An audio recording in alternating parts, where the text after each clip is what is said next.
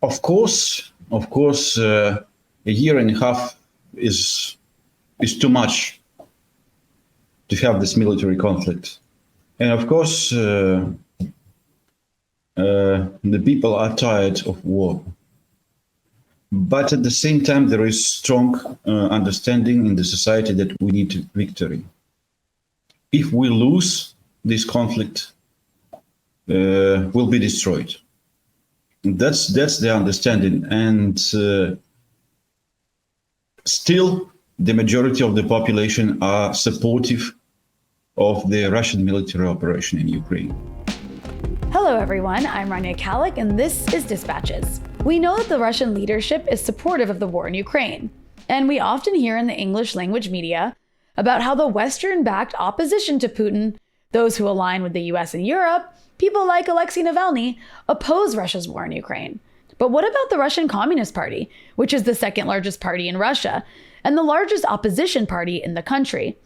How do they view their country's war in Ukraine, the nature of the Russian state under Putin, the character of the Ukrainian state under Zelensky? What's their position on Russia's foreign policy more generally? How about on domestic policy? Where do they stand on the rise of China and the shifting world order? To understand the position of the Russian Communist Party, I'm joined by Roman Kononenko, a member of the Presidium of the Central Committee of the Communist Party of the Russian Federation, or KPRF, and First Secretary of the Saint Petersburg City Committee of the KPRF. But before we jump into it, this is just the first half of this episode. The second half is available for Breakthrough News members only. You can become a member at patreon.com/Breakthrough News. And as always, be sure to hit the subscribe button and the bell so you get a notification whenever we post new content. And if you appreciate this show, you can also donate below on YouTube.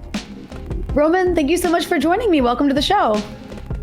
Hello, thank you for your invitation. So let's just jump right into it. Since our audience is mostly American, is mostly based in the West, for those who aren't familiar with your political party, can you tell our audience what is the size and the power of the Communist Party of the Russian Federation today? And where does it stand in relation to the current ruling party led by Vladimir Putin? In short, we are the second biggest party in Russia. We are the biggest opposition party in the country. So our result is second after the result of the ruling party, the Putin's party, United Russia. So we are in the second place. And just for the understanding,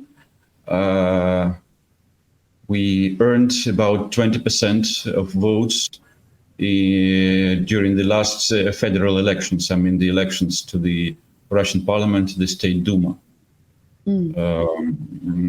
Of course, the percentage of support of the party, it is various in different parts of the country. For example, in some regions, we receive more than 30% of voters. But for example, in my city, in Saint Petersburg, we received about 17% in the previous city parliament elections. So that's for your understanding of the party's size, the party's influence in the society. We are this. I will repeat. We are the second party, and we are in the opposition. But in some aspects, we support Russia and actions taken by the Russian government internationally. Well, that's an important distinction, and I do want to talk about that. But just to give it's important that you also describe your party as the largest opposition party. In that sense, I guess there's several issues where, for short, your party goes by, at least in English, it would be the KPRF. The KPRF is quite critical of Putin, of United Russia. And I just want to emphasize that because as the opposition party in the US, oftentimes we hear mostly, the opposition we hear about is mostly like those who are aligned with the West internationally. So just to get it on the record, I mean, your party has many critiques of the current ruling government in Russia, right? Yeah, that's true. That's true. We criticize the government economic policies, how they treat the social welfare system, the education system. We criticize many aspects of what the Russian government is doing. And of course, we are proposing our alternative program. Now, you want to get into that as well, but I guess first, a lot of people, I think what they'll find most interesting about your political party is your position on the war in Ukraine. Can you explain the Communist Party of the Russian Federation's position on the war in Ukraine, and has it evolved at all since before the war started, when it started, and of course, it's now been going on for a year and a half, so after the fact? Mm-hmm. So many questions in one. Let's start with what's your position today on the war in Ukraine? Actually, our position has not changed. We still believe that Russia has to continue fighting against the Ukrainian right-wing nationalism, which can be described as Nazism or fascism. But it is absolutely obvious for us, as it was a year and a half ago and as it is now, that the fascist propaganda in Ukraine has made a lot of people there turned them into fascists, because that Nazi propaganda has been going on there for more than 8 years already. And, they are blaming everything on the Russians.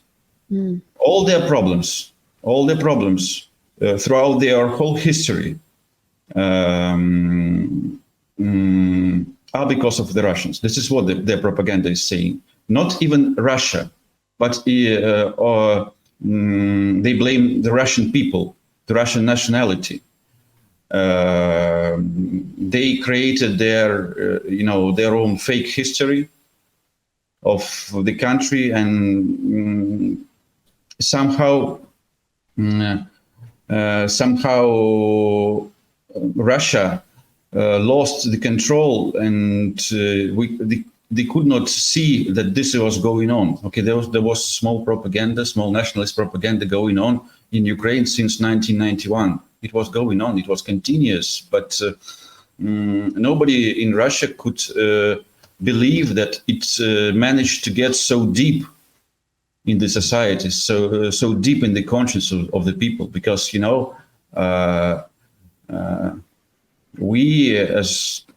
I think we are the same people. We are the same people. Most of them, of the Ukrainians, they speak Russian and they think in Russian. And now they are trying to make themselves speak in the language they don't think in the Ukrainian language, which was previously only a language of rural areas of Western Ukraine. That language of the rural areas, of the agricultural areas of the country now became dominant, and they are trying to make everyone speak this language, even in big cities in Ukraine. For example, the Kyiv, the capital of Ukraine, is Russian speaking, but now they are turning into speaking Ukrainian. Mm-hmm. We have many relatives there. Russian people and Ukrainian, we are the same people. We have relative brothers, sisters, grandparents there, and they started hate us. The families got separated. They stopped all communication. I cannot imagine. I don't have any relatives there. Only very far relatives. Mm-hmm. I know that there exists some of my relatives, but I have never seen them. I've never spoke to them, but they live there. But we have many cases when brother, cursed his Russian sister and stopped speaking to her at all. But they lived, they grew up together. How could that have happened? I don't understand. But this is the power of that nationalist propaganda. Mm-hmm. So we still, as a party, we still believe that the only way to change the situation is to remove those who are in government there in Kiev by military methods. So then that would bring me to my. Oh, go ahead. I'm sorry. Finish. Yeah. Go ahead. Because this is having such a dangerous neighbor, a neighbor who hates you, a neighbor who dreams like to kill you, is putting your life under constant danger. You cannot sleep well, you cannot eat well, because you understand that your neighbor is dreaming about attacking you and killing you. And one day, or it may happen tomorrow or the day after tomorrow, he will do this. So that's why the Russian military operation started. Well, in that sense, I would like to raise another issue here, and just to build on what you're saying, and that is, of course, the role of NATO, and I guess aligning with, collaborating with, influencing the current government in Ukraine. And based on everything you just said, plus the role of NATO and the Western countries in Ukraine, was war, do you think, the only option, or did Russia have other means to deal with this situation? NATO is simply using Ukrainian hatred towards Russia. This is what NATO is doing. Of course, there were possibilities to avoid this military conflict. And you know that Russia officially declared in 2021 that it is concerned about Ukrainian, moving towards entering NATO. And Russia said that it doesn't, Russia doesn't want Ukraine to become NATO member. And Russian government addressed to Western leaders and asked them not to do this. What their response? They said, we'll do what we want. So having a NATO member, a very hostile NATO member, we have, for example, like many NATO members, like, for example, Norway. Soviet Union had a common border with a NATO member, Norway. But we didn't see any threat from there, because we think that Norwegians do not hate Russians, but the Ukrainians do. So had the Western leaders listened to Russia's concerns, if they wanted to take Ukraine into Western influence, they could do it, but not by taking it into the military bloc. Well, I want to ask you a question about going back to the issue of, the Nazi far-right problem in Ukraine. I mean, the Russian government, of course, has said that Ukraine is essentially run by nationalists and or Nazis. And then, of course, the West says, no, that's not true. Though, of course, some concede that there are some Nazi element in the Ukrainian armed forces, but they say, it's marginal, it's not important. And obviously you're saying, no, there is a serious Nazi problem in Ukraine. But then here's where I'm going with this. Many in the West will argue that, okay, fine, but Russia also has nationalists and some Nazi elements. And I'd love to hear what you think about that. But moreover, they'll say that Russia is aligned with and even funds certain far-right parties in parts of Europe that are sympathetic to or include people with Nazi-like views. Here I'm talking about Marine Le Pen's party in France or the AfD in Germany. So my question for you is, how do you respond to that criticism in the context of Russia's argument about Ukraine's Nazi problem? Look, of course, there are Nazis in Russia. Of course. This is absolutely true. But they are not in the government. They are, very marginal groups. And they don't have any influence on the state policies, both in the politics and policies. They are not influence anything. Of course, there are some right-wing groups like, soccer fans, and they are quite, very organized. And of course, there are some small number of right-wing people in the armed forces, but it is completely insignificant in comparison to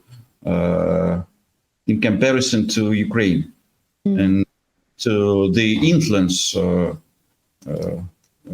the Nazis in Ukraine, because they are currently ruling the country. If you see at their symbols, official symbols of Ukrainian army, they are very similar to the symbols of the Nazi Germany army of the period of the Second World War. They are copying them. They are changing them a little bit, but still they are using them. But not only symbols, but Nazi greetings. That Ukrainian Slava Ukraini, and the reply is Geroyam Slava. This is a complete Ukrainian, not translation, but copy of that Nazi Germany greetings, like Heil Hitler, Sieg Heil. The reply was Sieg Heil. So that's completely the same meaning, like Slava Ukraini, Geroyam Slava. This is the same, and it was used by Nazi Hitler collaborators during the World War II. So that's official. That's absolutely official, and to use the slogans of Nazi collaborators, and this is now official slogan, greeting of the Ukrainian army. Well, I want to ask you about a more, zoomed out issue. In the West, a lot of leftist groups are, kind of instinctively anti-war. I'm talking about, leftists in countries that are imperialist countries like, the US or other European countries that are actively involved in so many wars around the world. So their automatic attitude towards war is always against it, right? So I'm curious, can you explain the position of how a leftist in Russia, like yourself, can accept and even support the war in Ukraine from a leftist perspective as you see it? Yes, your question is totally understandable. For leftists, it has always been characteristic to be anti-war, to fight, to stand for peace. But in this case, when there is a fascist and Nazi monster, like next to you, you need to understand that you can defeat this Nazi monster only by military methods. So we are supporting the military operation to defeat the Nazi monster and to get peace. That peace would be strong and lasting. That's my explanation in short. Okay. And then I wanted to ask you, how do you respond to those who, and you hear this often, in Western discourse on the left sometimes. How do you respond to those that accuse Russia of embarking on an imperialist invasion of Ukraine, or more, generally, who accuse Russia of being an imperialist power? What's your take on that? Do you agree or disagree, and why? Look, of course, there is a discussion now in the communist movement, and the world communist movement has divided into whether Russia is an imperialist power or not. And that's a big problem. But for us, we see this situation as not as a military conflict, but as a war against fascism. And we are not going to control Ukraine as a source of any resources. There is, because many leftists explain that, okay, this is the war in Ukraine is a result of inter-imperialist contradictions to control some resources. Ukraine doesn't have any resources. It has only pipelines with Russian gas. And of course, they have some small amount of coal. But fertilizer, I guess, too, or wheat grain. I guess agricultural resources. But of course, Russia is also rich in that agricultural treasures. So we don't think that this is we don't believe, and we do not think that this is a imperialist aggression of Russia against Ukraine. This is just an anti-fascist military operation. And then, this is, I think, an interesting question that I'd love to get your take on. And that's, I've noticed that a hotly debated issue in Russian politics is the legacy of the Soviet Union. And I'm sure you remember Putin himself justified the military operation in Ukraine with criticism of Lenin. And there are right-wing parties as well that are, wrapping themselves in the Russian flag, but then at the same time are also working very hard to erase street names and monuments in honor of Soviet heroes and martyrs. And meanwhile, it appears that the appreciation for the Soviet Union has also gone up in recent years among the population in Russia. Is that correct? Yes, that's correct. And of course, we do not agree, completely disagree with Putin's criticism towards Lenin and his accusations towards Lenin and Soviet government in creating Ukraine. Of course, we understand that Ukraine has never existed before as a country, and it appeared as a republic only during the Soviet period. Some parts of Ukraine have always been Russian territory, just purely Russian territory, and some parts of Ukraine used to be Polish territories. That's it. So yes, it was created in the Soviet period under the Soviet Union, but things were completely opposite there. We lived in peace. There was no nationalist propaganda. There was no hatred between the people, between Russians and Ukrainians. And to me, I really doubt that Ukrainian is a nationality. Ukrainian is just the description of the place where you lived. For me.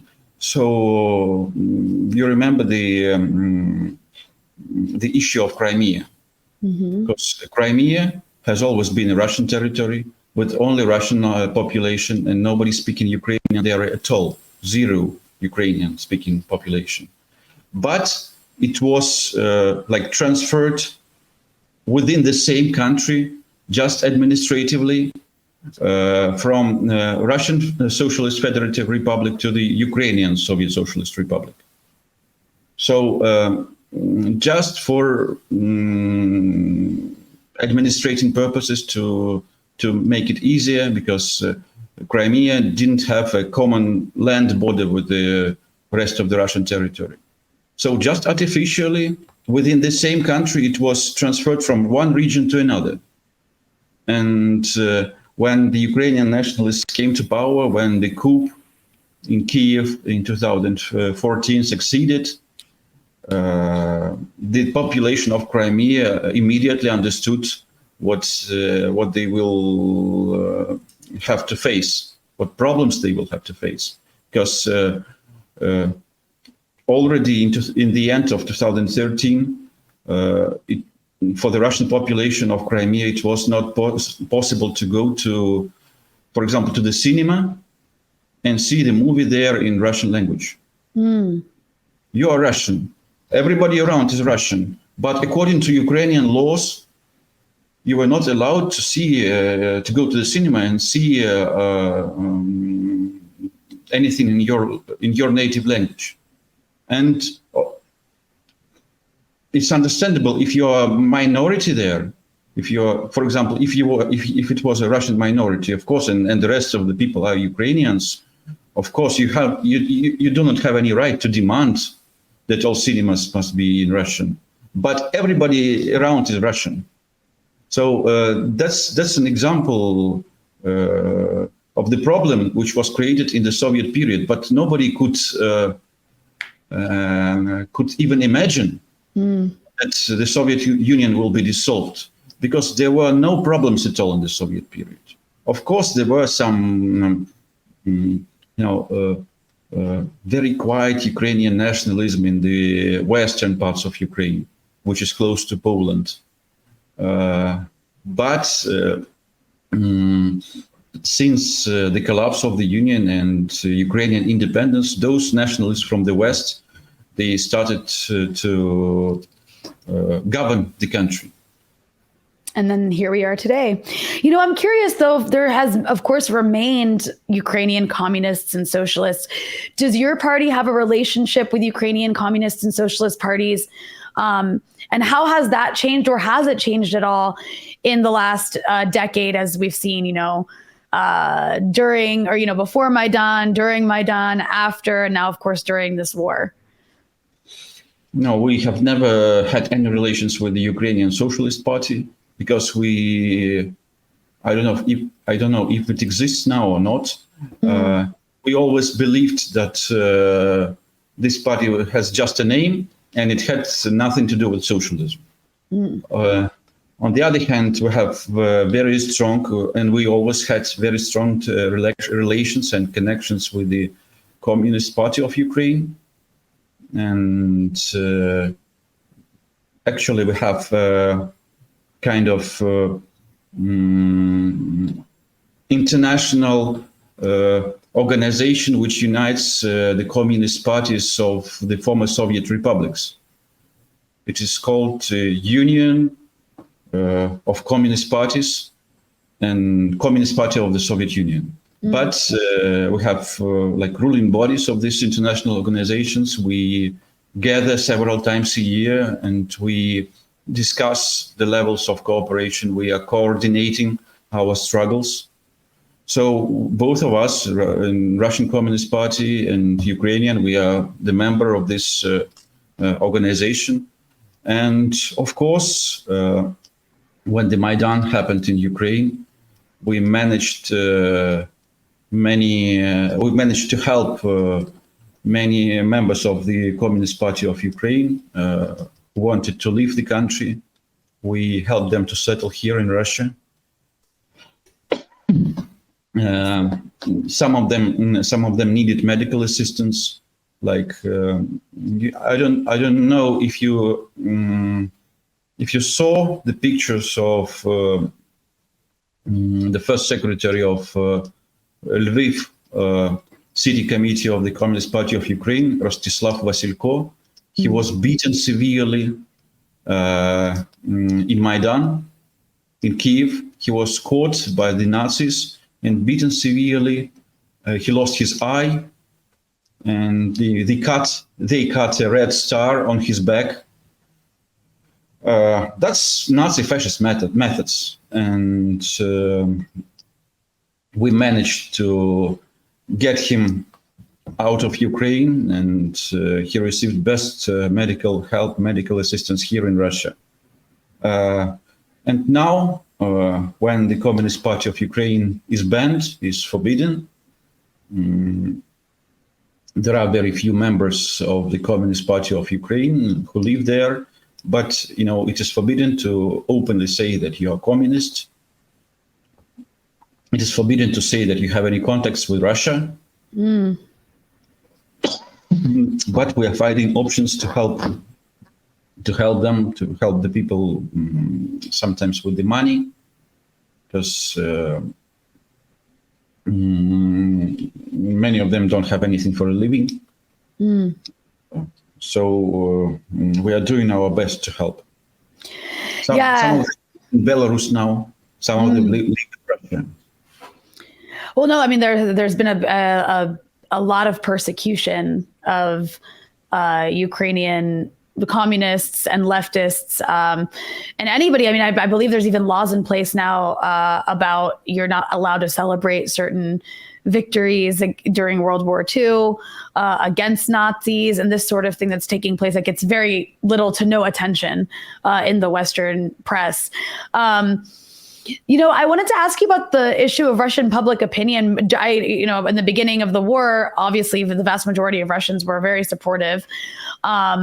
But it has been a year and a half. And, part of the Western calculation is to drag this war on as long as possible, so to quote unquote, bleed the Russians.